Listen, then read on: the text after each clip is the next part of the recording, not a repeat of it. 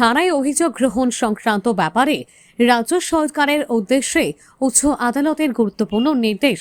বৃহস্পতিবার ত্রিপুরা উচ্চ আদালতের প্রধান বিচারপতি এম.এস. রামচন্দ্র রাও ও বিচারপতি বিশ্বজিৎ পালিতের ডিভিশন বেঞ্চ নাগরিকের অভিযোগ মূলে পুলিশকে আইন অনুযায়ী এফআইআর রেজিস্টার করার জন্য যুগান্তকারী নির্দেশ প্রদান করে।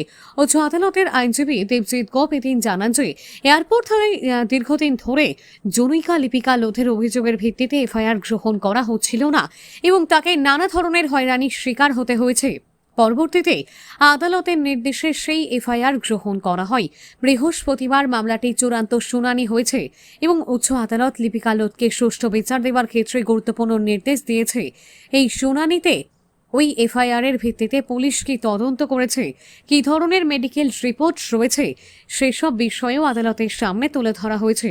সমস্ত বিষয় পর্যালোচনা করে উচ্চ আদালত নির্দেশ দিয়েছে ভবিষ্যতে যাতে এই ধরনের ঘটনা আর না ঘটে তা রাজ্য সরকারকে নিশ্চিত করতে হবে।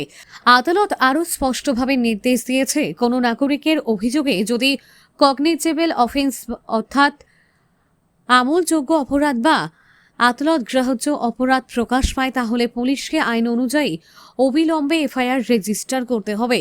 কোনোভাবেই এফআইআর গ্রহণে গড়িমসি বা অস্বীকৃতি করা যাবে না। এই মামলায় লিপিকা লোধের পক্ষে দেবজিৎ গোপ, পুরুষোত্তম রায় বর্মন এবং উত্তরা সিনহা আদালতে উপস্থিত হয়ে সওয়াল করেছেন। Bureau report, S Bharat live 24 hours.